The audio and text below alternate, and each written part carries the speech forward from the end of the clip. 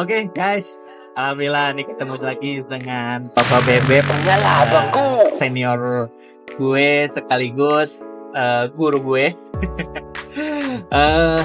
Di kesempatan kali ini gue mau ngajak beliau ngobrol, tapi cenderung minta pertanggungjawaban, nggak apa-apa ya? Berarti salah gue gitu. Iya, Gue yang salah. iya. Oke. ASDP. Acceptazing Podcast.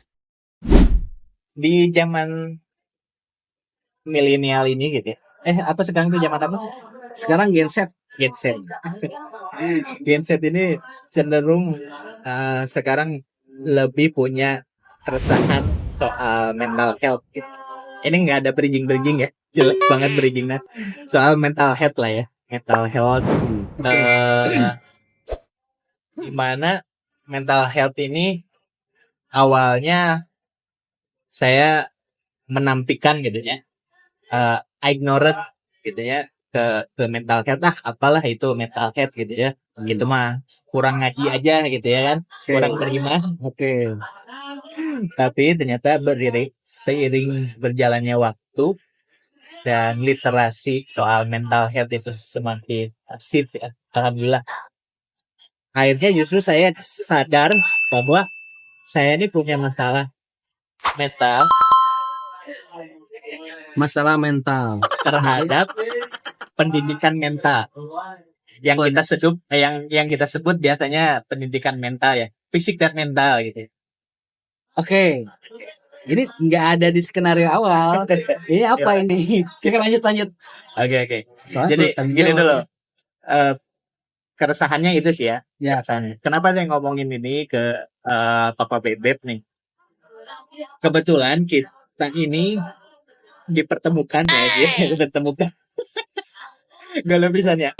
Sudah jodoh aja di pembunuhan. Kita ini kami ini dipertemukan di satu organisasi yang sama waktu itu. Dan tentunya kelihatan dong siapa yang senior dan siapa yang junior kan. Kira-kira tebak siapa yang junior dan senior siapa ya? Akhirnya orang sekolah.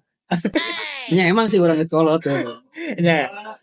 Nggak perlu diperjelas dengan apa konteks yang huruf kapital tebal dan garis bawah, nggak usah. Oke. Jadi Papa Bebeb ini senior gue dan gue juniornya.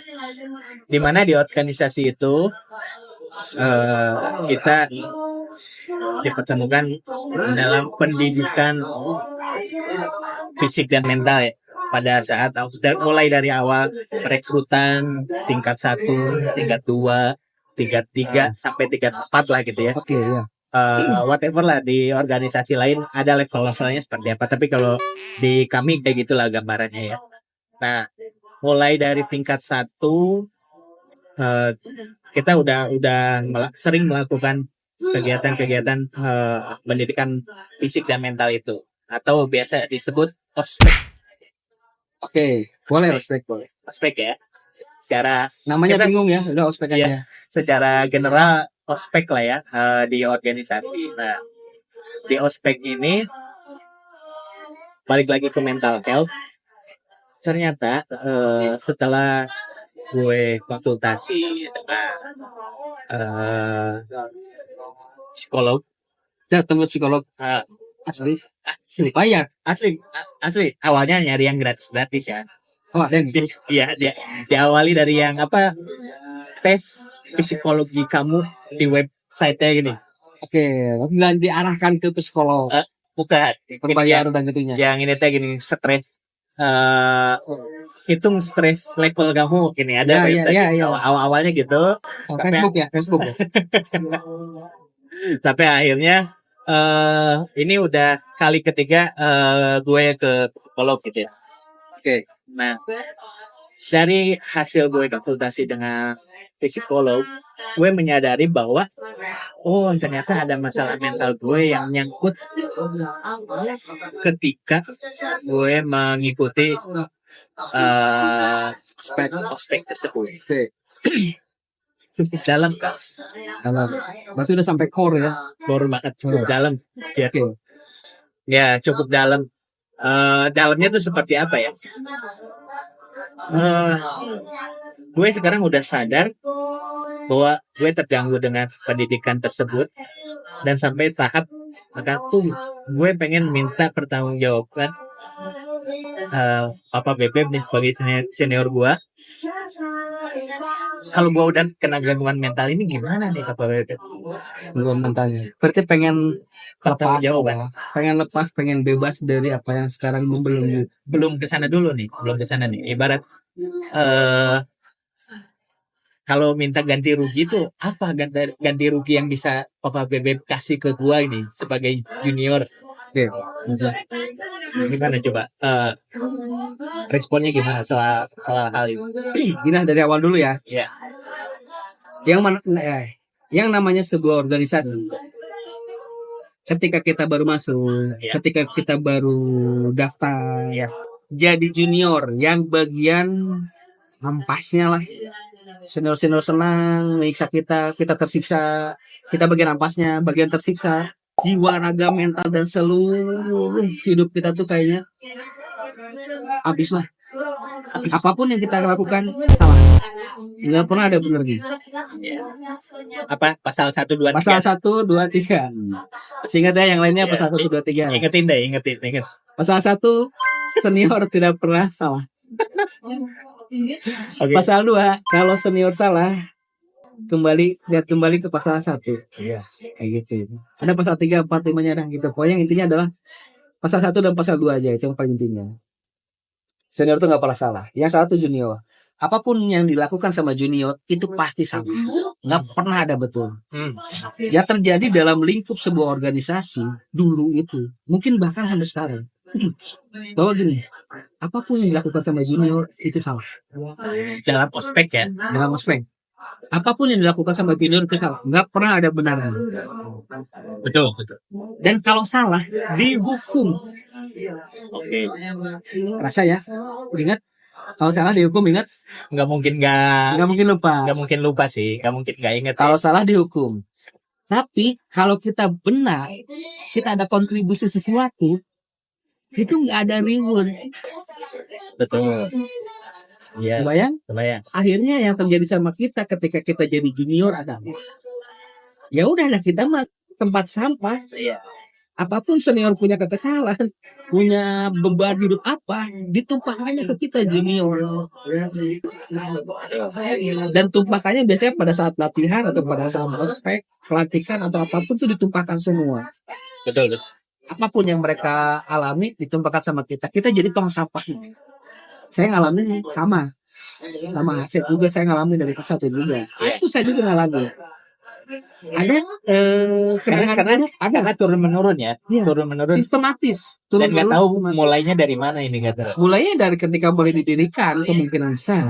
Tapi kan sebelum itu didirikan, konsep ospek ini dari mana kita nggak tahu kan? Nyontek Dari tempat lain. Dari organisasi lain bisa, dari tempat lain bisa. Papa Bebek tahu nggak apa Tahu, ospeknya dari mana? tahu. Ini kita awalnya dulu yang namanya ospek, namanya pelantikan, itu nyonteknya dari awalnya dari militer. Oh begini ada satu acara khusus untuk kalau di militer tuh namanya apa ya? Buat kebersamaan. Judulnya buat kebersamaan. Itu yang dicontek sama organisasi-organisasi Menjadi ospek. menjadi ospek. Tetapi karena tidak paham apa yang harus dilakukan, akhirnya yang dilakukan adalah Pengaplikasiannya tuh ya. aplikasinya beda. Jadi apa yang dilakukan tidak sesuai tujuan awal. Nah, setelah dilakukan, itu merasa, oke, kita berhasil melakukan kegiatan ini, sukses menurut yang menyelenggarakan. Nah, ini diikuti oleh juniornya.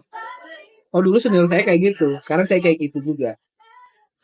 Copy paste dari atas ke bawah dengan perubahan-perubahan yang nggak terbendung.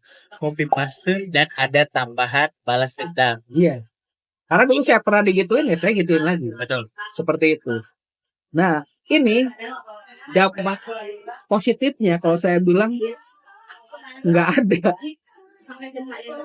Itu dia. Nggak ada, negatifnya banyak, positifnya nggak ada.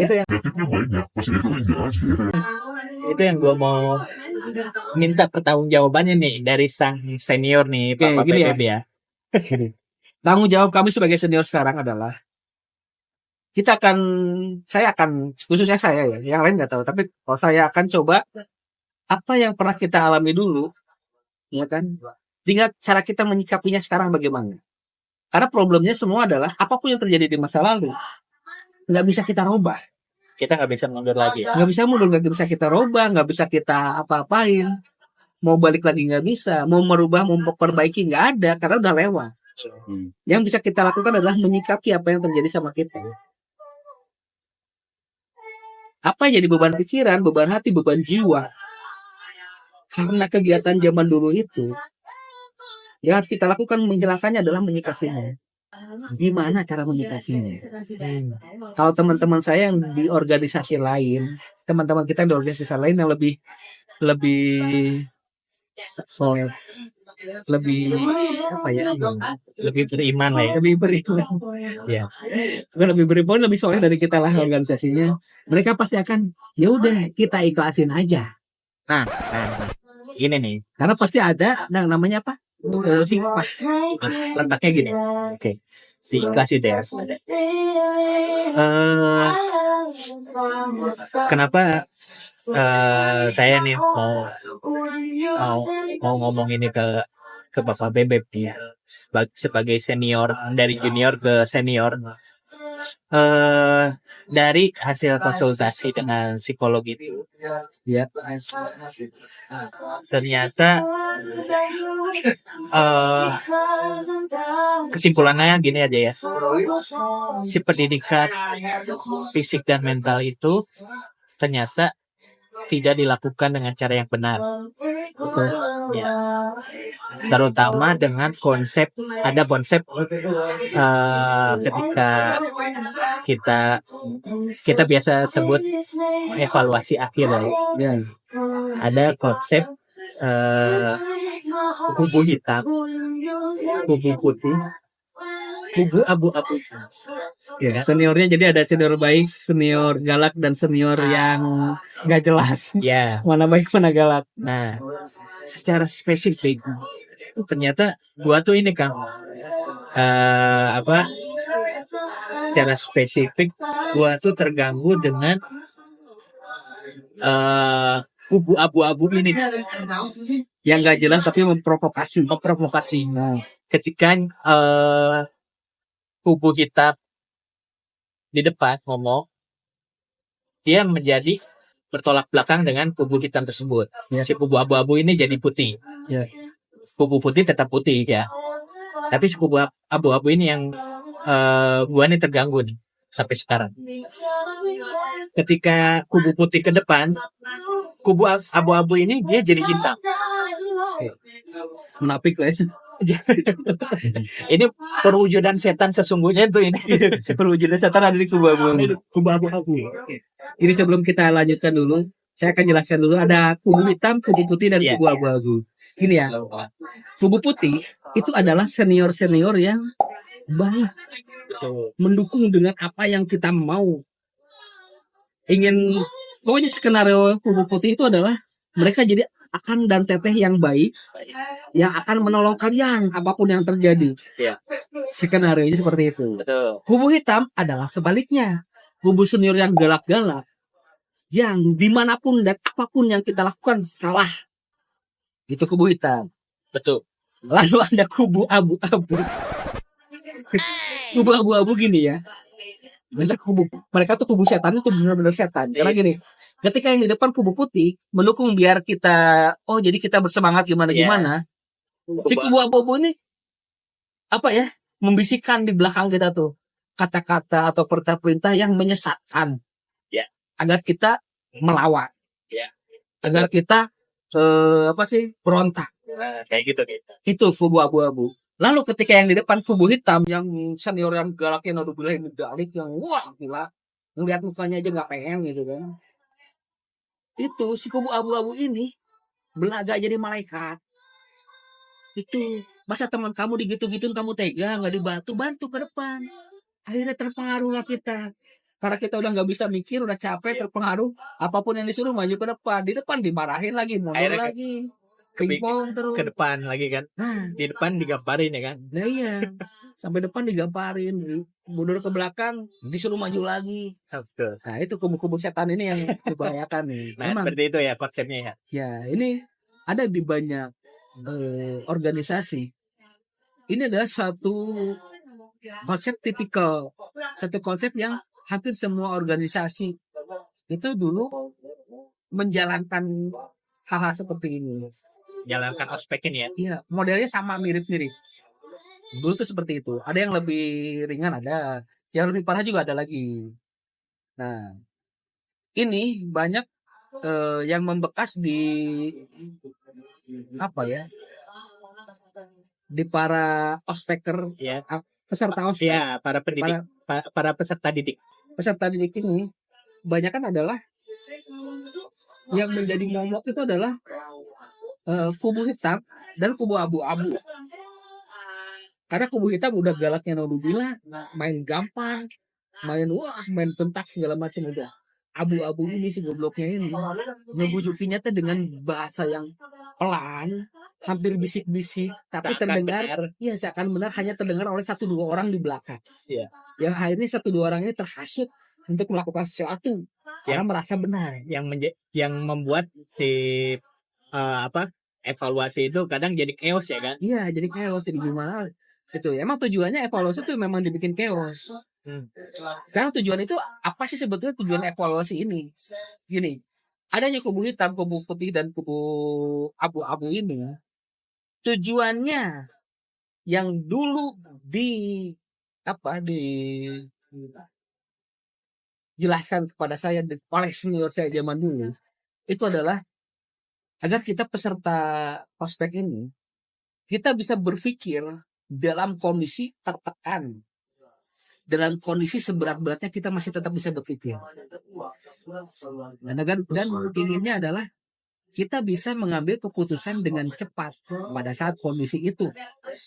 Harapannya Seperti itu. harapannya mengambil keputusan dengan cepat. Oke, nah di situ ya. Tadi ada 2 poin ya yang gua tandain. Ikhlas, 1 ikhlas, 2 tadi mengambil keputusan dengan cepat dalam kondisi terdesak. Ikhlasnya ini kan kalau kata organisasi yang lebih soleh dari kita. Oh enggak, si ikhlas ini nanti akan Kita udah mau makan ya. Oh iya, iya boleh.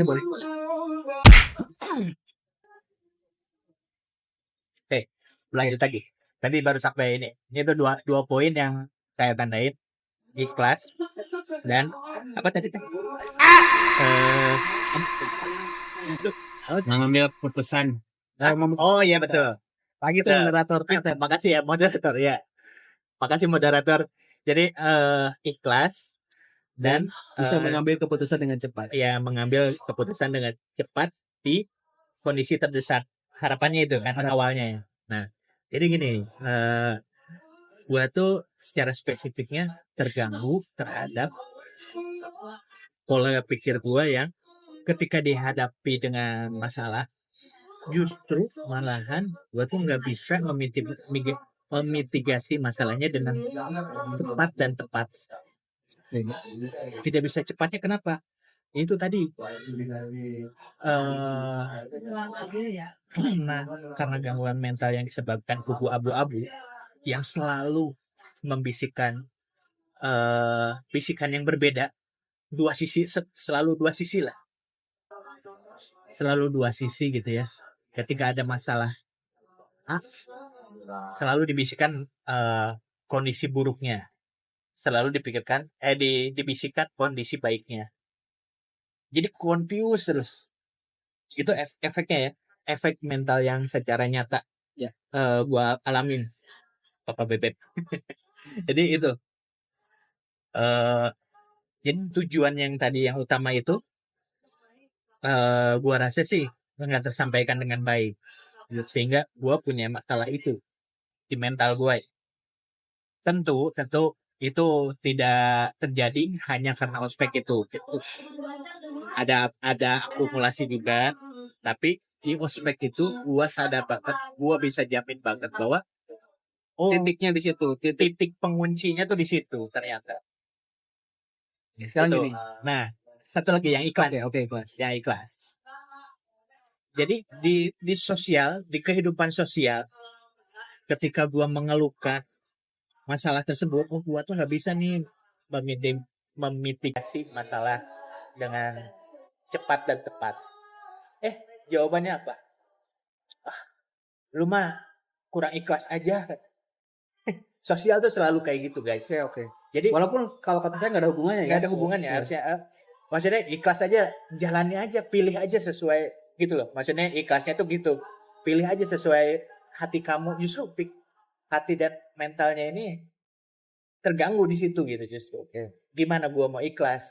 Apalagi dengan ketika gua tahu penyebabnya ternyata ospek tersebut. Gua nggak ikhlas sama sekali ternyata. Berarti Nih senior gua nih yang harus bertanggung jawab. Gua tuh ada kesana tuh. jadi Asep melimpahkanlah hal ini kepada saya. Oke, begini ya. Ini ada soal ikhlas dengan soal mengambil keputusan dengan cepat. Betul. Untuk mengambil keputusan dengan cepat dalam segala hal itu nggak mungkin. Nggak mungkin dalam semua hal kita bisa mengambil keputusan dengan cepat. Saya juga mengalami ketika ada masa-masa kita bisa mengambil keputusan setelah kita berpikir mendalam, mempertimbangkan, nggak langsung deal kayak gitu, enggak. Kita ada yang pertimbangkan 1, 2 hal, 3 hal, ada tetap kita harus pertimbangkan. Mungkin untuk keputusan-keputusan kecil bisa kita ambil dengan singkat, tapi untuk keputusan besar kita nggak bisa. Apalagi sekarang udah masalah di ekonomi. Kita ambil keputusan besar, tiba-tiba jebret habis. Nah, nggak bisa kita ambil keputusan yang cepat. Jadi apapun yang dilakukan di organisasi dulu, bahwa kita harus bisa mengambil keputusan dengan cepat, nggak berlaku. Dalam kehidupan nyata. Dalam kehidupan itu nggak berlaku. Karena gini, dulu ketika kita lagi ospek, kita diharapkan bisa mengambil keputusan dengan cepat dalam waktu singkat, dalam kondisi fisik dan mental yang sangat lelah, ditekan sekeras-kerasnya, nggak ada yang bisa ambil keputusan apapun. Yang ada gila, stres. Saya juga ngalamin sama seperti itu. Betul. Nah, ketika hal itu terjadi, si senior yang hitam putih abu-abu ini yang merasa, wah kita nggak worth it nih, nggak layak jadi adik kelas, jadi anggota kita nggak layak. Karena apa? Kalian nggak bisa mengambil keputusan, kalian nggak bisa, nggak bullshit. Karena itu cuma alasan doang, omongan doang. Yang pasti ketika kita ikutan ospek pasti diterima, Udah pasti lulus. Kita mau diem aja, mau terus pura-pura sakit apa, lulus. Baik dengan syarat gitu, tapi lulus baik, Nah gitu. Tahap ini yang membuat Asep masih merasa belum bisa move on dari apa yang terjadi di masa lalu adalah gini, Asep. Ini Asep nggak akan pernah bisa move on selamanya. Iya. Kalau Kalau Asep ingin merubah yang sudah lewat, nggak bisa, Asep. karena kita nggak bisa kembali ke belakang. Nggak bisa kembali ke belakang. Kau pengennya kembali ke belakang terus dulu kurang lawan gitu, itu bisa. Kita nggak bisa merubah ini. Yang harus Asep lakukan apa? Ikhlas, ridho, bukan. Udah biarin aja, lupakan saja. Berat, iya berat memang. Susah, iya memang susah. Karena itu yang namanya trauma itu nggak bisa hilang dalam waktu singkat. Ada waktu yang harus kita luangkan. Ada waktu yang harus kita, bukan hanya waktu ya, ada biaya juga. Ya itu. Tapi dengan selama kita berproses untuk melepaskan diri dari trauma ini, kita akan belajar nih apa yang akan kita lakukan ke depan, apa yang berdasarkan dulu. Kalau misalnya dulu kita trauma dengan hal itu, terus kita sekarang jadi susah mengambil keputusan dengan cepat. Enggak, karena tidak semua orang memang bisa mengambil keputusan dengan cepat, dan tidak semua hal, tidak semua masalah kita bisa ambil keputusan dengan cepat, enggak. Kayak gitu. Betul. Dan apa yang terjadi di masa lalu itu bekal kita ke depan. Dulu gua diginiin nih, ternyata nggak ada, Bekal kita lah ya. nggak ada Untuk hasilnya. kita belajar ya. Iya, nggak ada hasil. Gua dulu dimarahin, tabokin, dibentak-bentak Iya. segala macam. Sekarang hasilnya apa? Nggak ada hasil. Nggak ada hasil. Yang kita rasakan nggak ada hasil. Iya. Tapi ketika kita telah ke belakang, apa yang dilakukan zaman dulu, memang kalau kita lihat sekarang nggak ada hasilnya, nggak ada efeknya. Tapi itu yang membentuk kita jadi seperti sekarang. Apapun resikonya itu ya. Ya, karena gini, seperti kita lihat banyak sekali di TikTok, di YouTube itu menampilkan perbedaan dari generasi milenial, Gen Z, Gen- Gen Z. Gen kita milenial itu Gen X, terus Gen Y, Kalau Gen papa, Z, sekarang ada Gen Alpha. kalau papa Bebek gen apa? Saya Gen X, milenial. Gen X ya. Milenial. Mengerikan milenial tuh, hidup di 3 zaman gitu. Sekarang sampai Gen Alpha. Jadi kita dari milenial sama Asep dari Gen Y itu ketika menghadapi Gen Z sama Gen Alpha gitu ya, itu kita merasa kecewa. Kok mereka kayak gitu sih? Iya. Kok nggak ngerasain apa yang gua Nggak alamin bisa sih gitu. gitu. Kok gini nggak bisa gitu, nggak bisa apa-apa nggak bisa. Iya. Karena apa? Basic pendidikan dulu berbeda. Berbeda. Kita dididik dengan dulu sekeras-kerasnya, dengan segimana-gimana, karena mungkin adalah kita memang harus bersiap dengan zaman sekarang. Zaman dimana ada Gen Z, Gen Alpha yang berbeda dunia, berbeda generasi, yang kita sendiri bingung kudu dikumaha gitu baru datang ngelihat kudu kumaha itu. Nah, akhirnya kan sekarang kita lihat lah pendidikan di tahun 2000, tahun 2010 itu berbeda banget sama dulu. Yang hasilnya Beda generasinya banget. juga beda. Betul. Karena zaman dan teknologi juga berbeda. Berbeda. Nah, seperti itu. Sebetulnya dulu saya pernah merasa kesal lama banget sama semua. Lama banget saya keselnya. Siapa nih? Adalah dia udah almarhum sekarang. Oh, inilah. Aduh. Dulu Tadinya mau gua bercandain tapi nggak jadi. Nggak jadi. saya kesel banget sama beliau. Oke. Benar, karena dia sama saya tuh lebih tinggi dari dia. Saya tuh tinggi 152 loh. Dan dia lebih pendek. Cuman ngeselnya, wah, gila kesel banget. Kalau lihat dia, udah melihat muka dia tuh, malas banget ya gitu. Kayak gitu dulu, sampai kesel banget. Tapi karena saya orangnya tidak pedulian, don't care, ya udah deh biarin aja gitu. Akhirnya saya bisa move on lebih cepat dari yang lain. Karena saya tidak mempedulikan apa yang sudah lewat. Nggak bisa dirubah, nggak bisa gimana, ya udah saya tidak pedulikan. Dan yang saya pedulikan adalah saya ke depan mesti gimana nih. Sikap ya. Saya nge-handle ke depan gimana. Walaupun saya mungkin tidak semua keputusan bisa saya ambil dengan cepat, tapi setidaknya keputusan yang saya ambil itu keputusan yang bukan mungkin ya, keputusan yang menurut saya benar. Dan telah mengalami perbaikan itu ya. Iya, seperti itu. Sama dengan Asep juga. Walaupun Asep nggak bisa ambil keputusan cepat, dan keputusan sudah diambil sama Asep, akhirnya apa? Itu keputusan yang pernah Asep bikin. Ntar geng motor itu. Gandeng bisa. Nah itu orang-orang itu harus dimasukin ke pendidikan itu fisik dan mental tuh. Biar nggak geber-geber. Oke. Nah, jadi apa yang terjadi sama kita dulu itu ya, apa yang terjadi sama kita dulu dengan apa yang kita alami sekarang itu ada korelasinya, ada hubungannya. Itu yang membuat kita seperti apa sekarang. Yang terbukti mungkin kita jadi ada keberanian lebih dari yang lain. Kita punya kemampuan berpikir yang lebih kritis dari yang lain. Soalnya kalau saya lihat yang mungkin ini tidak sebenarnya ya, tapi dilihat di TikTok, di Instagram, itu sepertinya Gen Z sama Gen Alpha ini kayak yang parah banget gitu. Kayak image-nya gitu ya. Iya, image-nya parah banget. Jadi kacau banget. Itu yang mungkin yang bikin video ini mungkin Gen X, milenial atau Gen Y gitu kan, yang keras kesal sama mereka gitu. Iya. Gitu. Cuma saya juga punya adik satu. Adik saya ini Gen Z. Di bawah saya berarti ya. Gen Z ya. Dan memang saya sering kesal sama dia gitu. Kenapa? Aduh. Hey, para klub motor, please dong, jangan norak. Udah nggak zaman motor geber-geber. Oke, balik lagi. Yang mana motor di ojek online. Ojek online. Ayo manfaatnya dikasih. Oke, balik lagi. Adik Gepset. Adik saya tuh genset. Saya tuh kesel sama kelakuan dia. Kesel banget. Karena apa? Apa yang dilakukan itu nggak sesuai ekspektasi saya. Kesel mau ngomong susah, nggak pernah ngomong ke saya. Sekali ngomong satu kalimat dua kalimat udah. Ya, perasaan requirement gua tuh segini gitu. Tapi dia nggak sampai gitu ya. Kesel kan? Akhirnya ya udah mau gimana, nggak bisa apa-apa juga. Akhirnya ya udah nih, daripada gue jadi beban mikirin itu, ya udah. Emang sifat adik gue gitu, ya udah mau gimana lagi nih.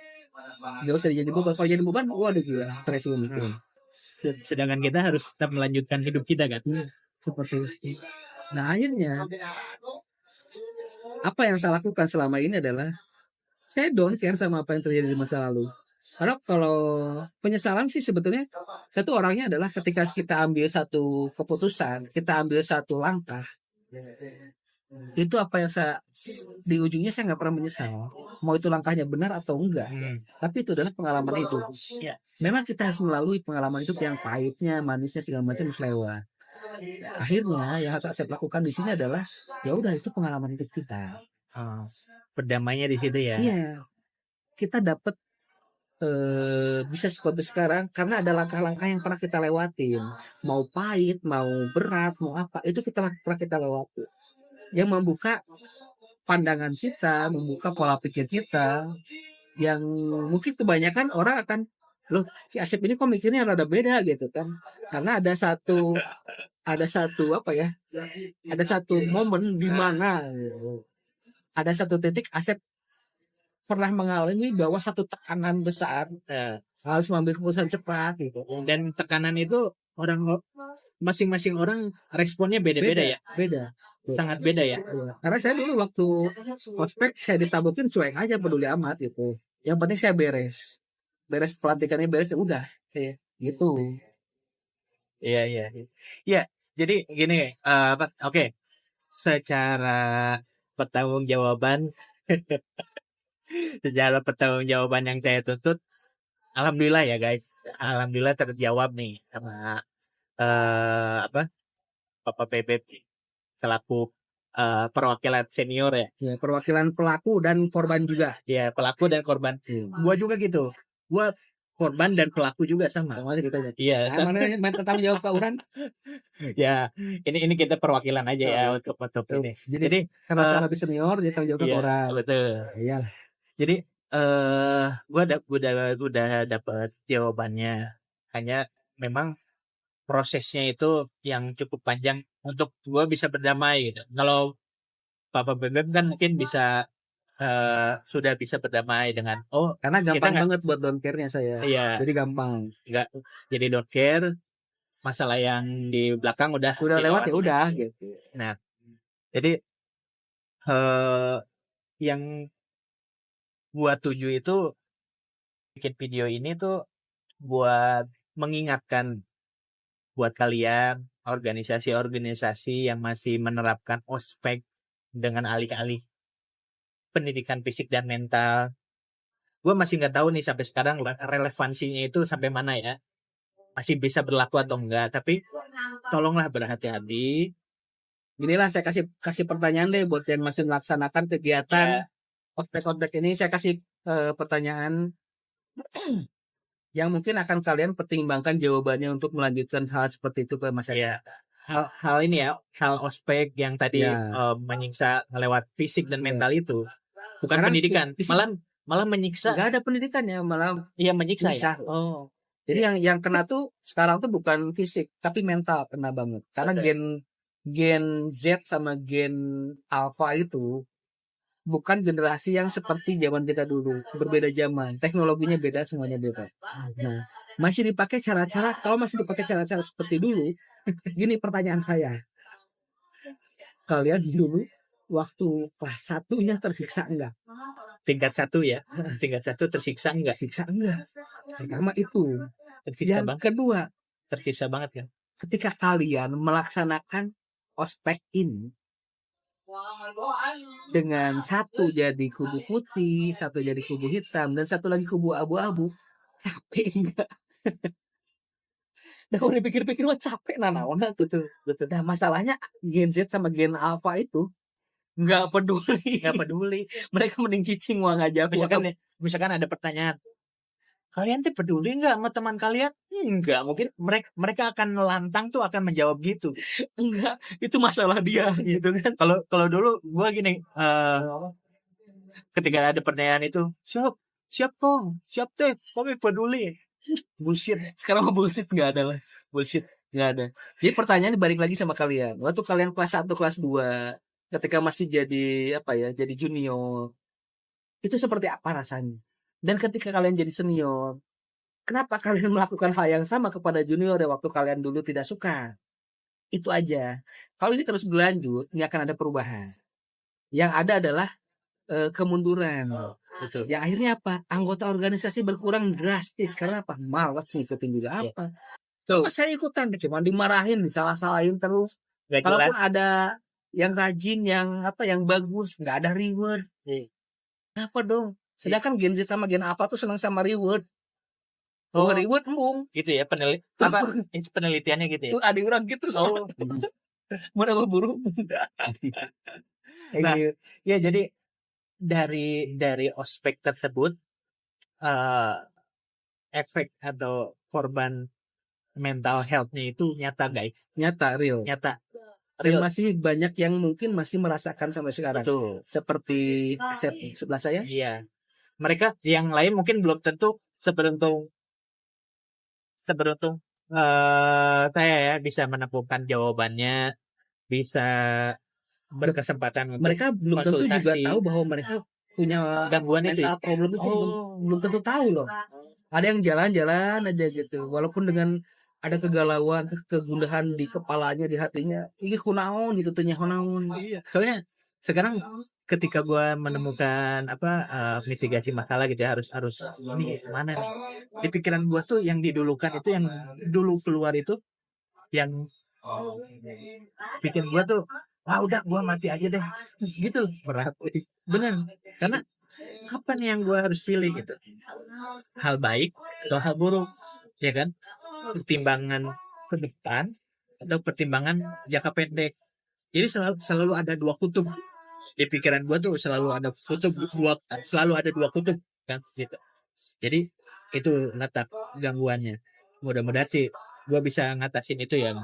Mudah-mudahan dengan obrolan ini juga ada yang terbuka, yang tadinya tertutup bagaimana orang kunaon, orang bingung hidup kumaha, mental orang breakdown gimana.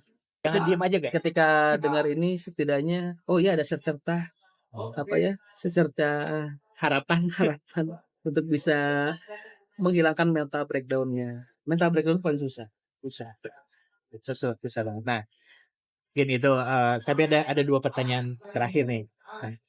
Pak Bebep. Jadi penyesalan apa yang Papa Bebep dapat gitu ya dari sistem ospek itu, penyesalan yang paling Papa Bebep pikirin sampai sekarang? Nyesal apa nih, ngelakuin apa? Oke, sebetulnya kalau penyesalan, kalau dibilang menyesal nggak ada penyesalan, karena semua bagian dari prosesnya. Cuma kalau dipikir, kalau kita lihat lagi, kita telah lagi, yang terjadi adalah banyak dari adik kelas saya nggak suka sama saya. Dan ketika lihat saya, wah masalah datang nih. Itu penyesalannya itu. Iya. Jadi banyaknya nggak bisa dekat karena mereka merasa terbatas, merasa Kita malah kehilangan jenjang kesempatan senior ya. junior tuh sangat jauh sekali kayak gitu. Itu kesempatan yang mungkin sebenarnya bisa saya manfaatkan sekarang, tapi ternyata tidak. Seperti itu. Itulah apa sih yang Papa Bebep sesalkan lah ya. Dulu pernah melakukan ospek tersebut ya, sebagai pelaksana ya, dan korban juga ya ngomong-ngomong. Oke. Itu pertanyaan pertama yang terakhir nih guys. Sebelum kita menutup perbincangan malam ini. Mungkin nanti ada follow up follow up kontennya ya. Kalau ini Boleh, boleh ya. Mau banyak juga apa-apa. Ya. Jadi kalian kalau ada pertanyaan atau mau apa silakan di komen di bawah ya, di kolom komen ya. Ya, pertanyaan terakhirnya nih, apakah Papa Bebek dengan sering waktu itu ya datang ke organisasi sering ya? Sering sih, sering banget. Gue bisa jamin nggak ada senior lain yang datang sesering Papa Bebek gitu ya. Ada. Jadi, oh iya, Ada. tapi lebih sering Papa Bebek gitu dan konsisten ya. Kalau aduh nyebut nama lagi. Kalau dia masih tetap konsisten, tapi misalkan dalam 1 tahun ini kadang nggak hadir. Oh, tahun depan mungkin lagi slow gitu ya, hadir gitu. Nah, dengan cara Bapak Bebek untuk hadir di organisasi dan menyambangi junior itu tuh atas dasar apa? Atas dasar penyesalan tadi kah? Dan ingin memperbaiki atau atas dasar balas dendam nih? Gini ya. Dulu Ntar dulu. Ini ada kereta. Bukan pesawat ya. Kalau pesawat, Cing Abdel pesawat. juga pesawat. Apa? Ada? Cuman kan bukan jet. Apa? Pesawat jet tapi jet kecil jadi suaranya nggak terlalu kencang. Oke. Kan bandara situ. Iya, Hussein ya. Hussein bandara. Ya. Kita di bawah jalur pesawat terbang. Deket pintu kereta juga. Jadi Ada flyover tempat Ya. orang kebut-kebutan. Mudah-mudahan dapat didengar dengan baik ya. Ya, moga-moga suaranya bagus ini. Iya. Nah, balik lagi ke pertanyaan tadi. Apakah datang itu atas dasar penyesalan dan ingin memperbaiki atau ingin balas dendam lagi nih? Oke. Keren ya. Pertanyaan yang pamungkas ya dan jadi gini. Dulu saya datang karena saya orangnya don't care, lebih tidak peduli gitu. Saya datang tuh bukan balas dendam. Karena ingin senang-senang aja. Saya senang ketika lihat junior tersiksa muka-muka dengan penuh kelelahan, terus bingung orang penuh kumaha deui. Saya senang lihat muka-muka gitu. Karena apa?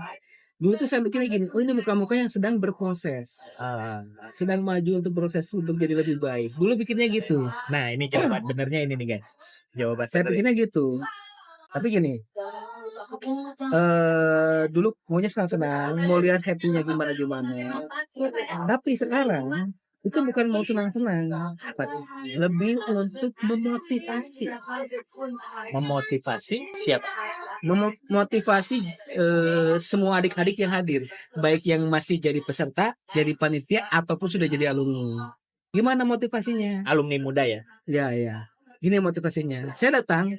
Nah, biasanya provokatornya adalah si H.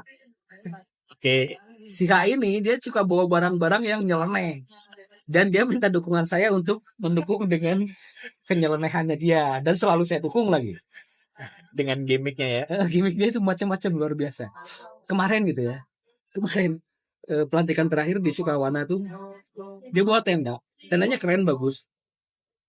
Dia bawa kompor. Bawa cooler. Bawa daging steak. Buset. Di gunung ya? Di gunung.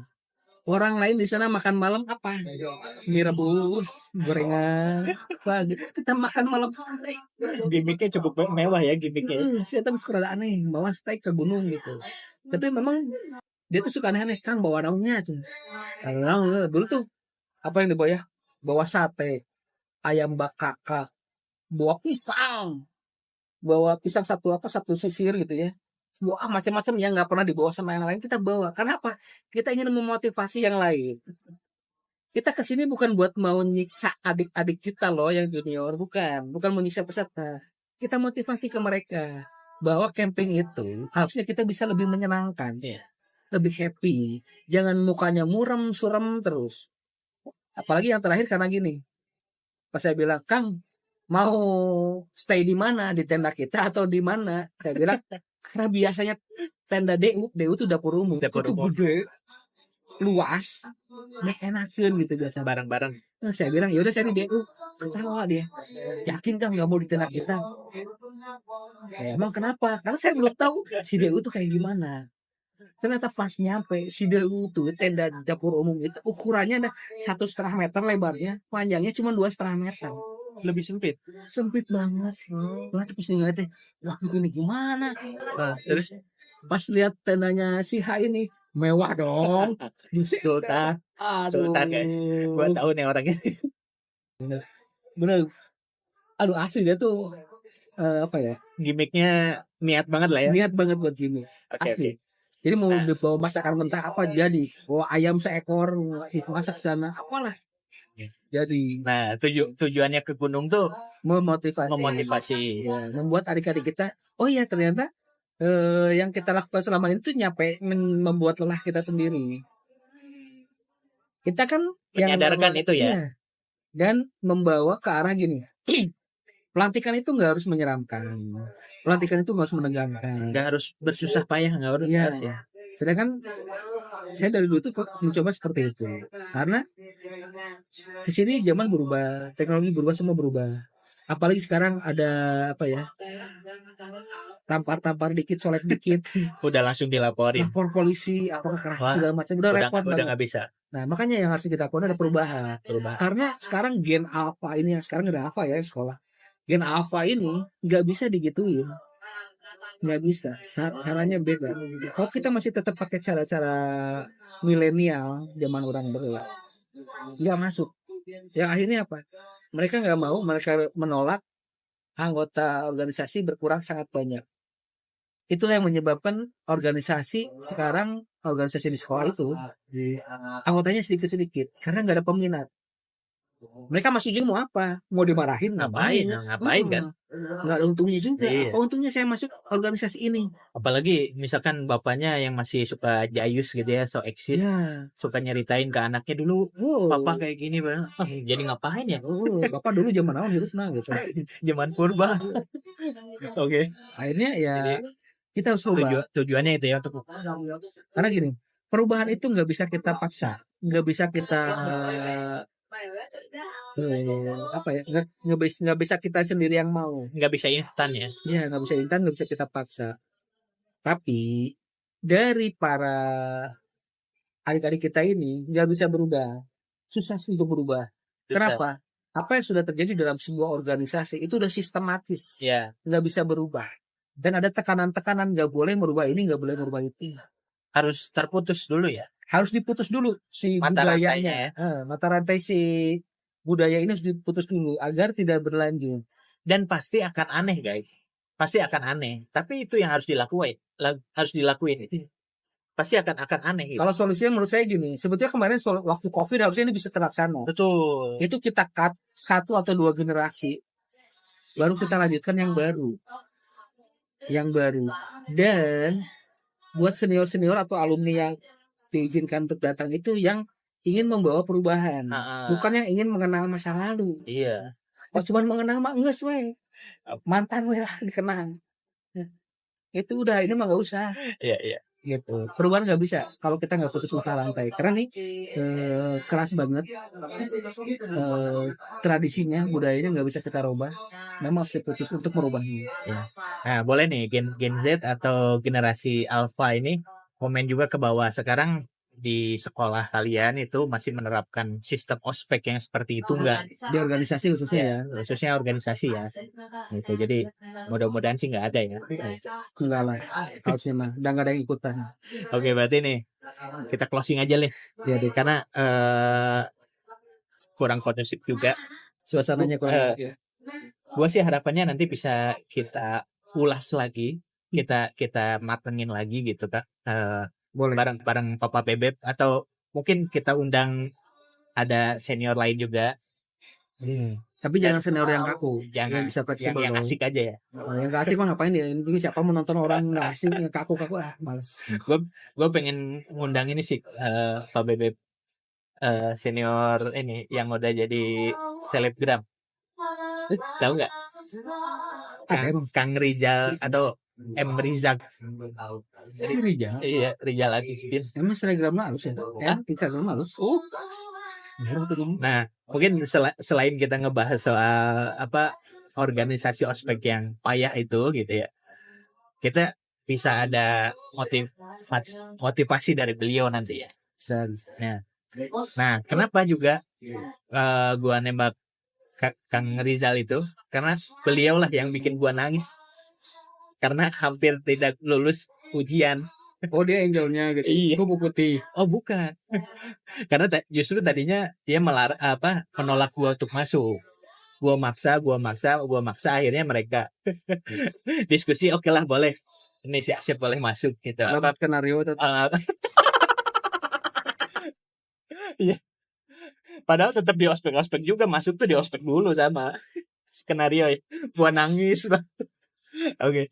Ya, kalau Kang Rizal nonton juga boleh komen.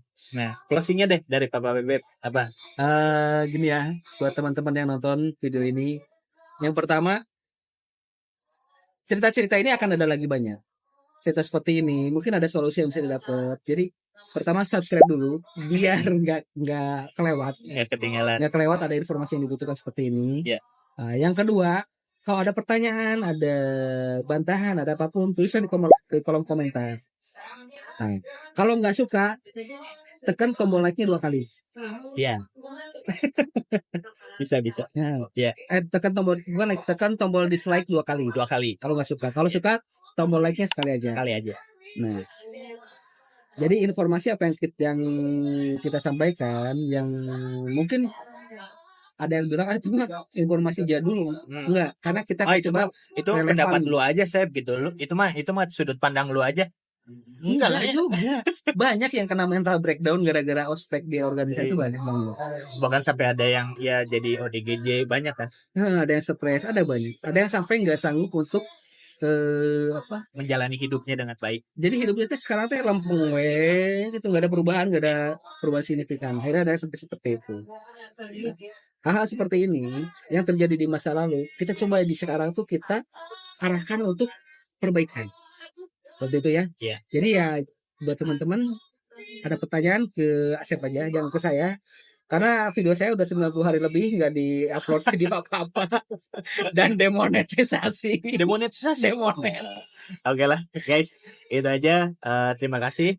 Jangan lupa tadi subscribe, like, dan komen ya. Oke, guys. Assalamualaikum warahmatullahi wabarakatuh.